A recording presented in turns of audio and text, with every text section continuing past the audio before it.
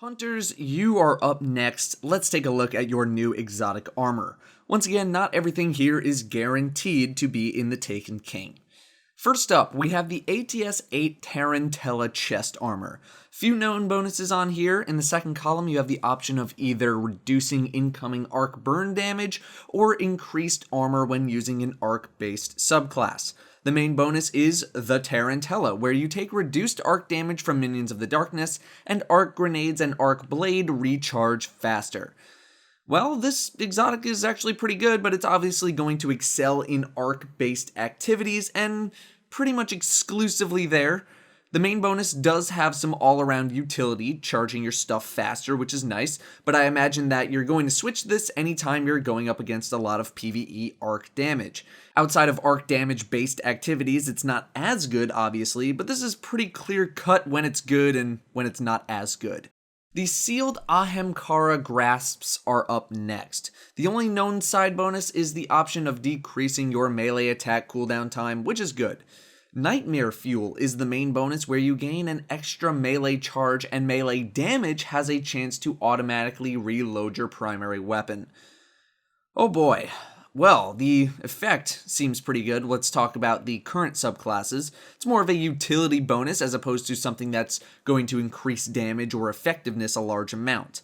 It's also melee damage, not melee kills. So if you're going to finish off a target after running out of ammo, there's a pretty good chance you can auto-reload depending on the proc rate and just get right back to shooting. Ultimately, I think this will depend on the proc rate of the ability. A second melee charge in general is pretty good for something like Blade Dancer, especially in PvP. Gunslinger maybe not as much, because if you're the kind of person who wants a second throwing knife, you're probably already speccing for it. However, Chain of Woe is pretty good in PvE, but it's not really a PvP bonus, leaving the double throwing knives bonus open for PvP.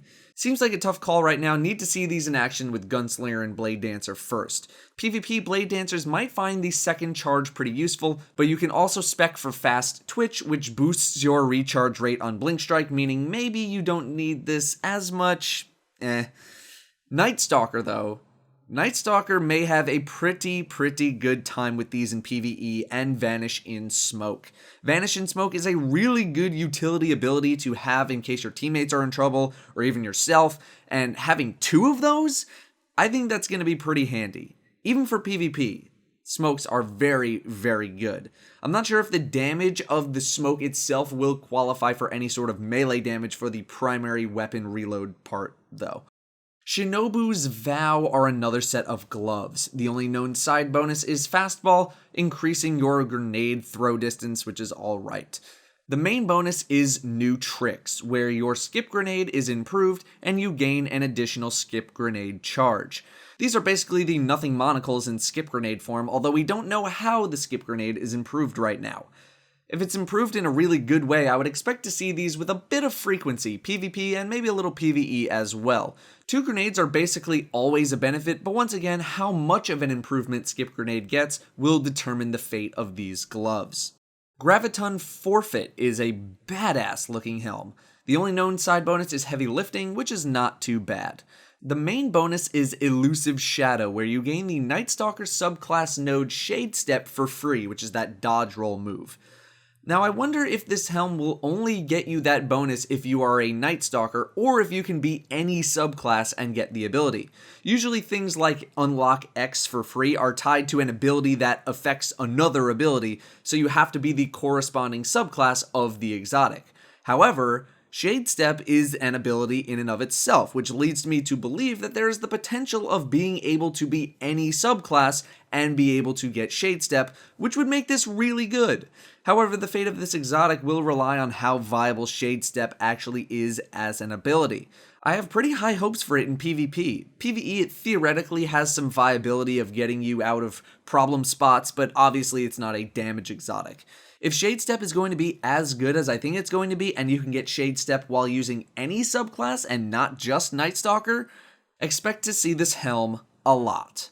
Skyburner's Annex is a Cabal-like helm. The only known side bonus is Heavy Lifting, which fits into the main bonus Versatile Shooter, where heavy weapon kills have a chance to generate Orbs of Light, aka the Iron Harvest effect.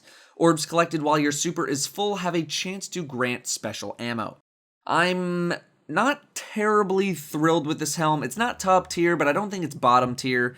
It's one of those few exotics for hunters that actually provides some team support, and getting heavy kills can also boost your super with heavy lifting, meaning you get to use your super more, meaning more orbs for your team, etc.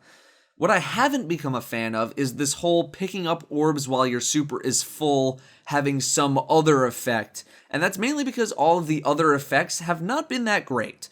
This one is where you have a chance to gain special ammo from an orb. Not even guaranteed. Plus, you're wasting those orbs on a chance to get something, as opposed to reducing the cooldown of your strongest ability, your super. That just does not sit well with me at all right now. Maybe there's something that I'm missing, but right now, with orb generation actually nerfed, the last thing I'm going to want to do is waste those orbs on a chance of something happening that isn't filling up my super. It seems useful for maybe Fireborn Sunsingers, but that's really about it. We'll see. Finally, we get to some boots, the Frost EE5s. The only known bonus is Rapid Cooldown, which is the main bonus, where you get a tighter turn radius while sprinting and increased grenade and melee regeneration while sprinting. These actually seem pretty good for boots. They even have a little bit of PvE utility as well. More regen for abilities is pretty much always a good thing, but obviously the rate of regeneration and the scaling with your current stats is going to matter a lot when evaluating these boots. These definitely have some potential, but if Graviton Forfeit ends up being really good, I don't know what the fate of these will be. Those are your new Hunter exotic armor pieces. We'll wrap this up with Warlock very soon. Thank you all very much for watching, and I'll see you next time.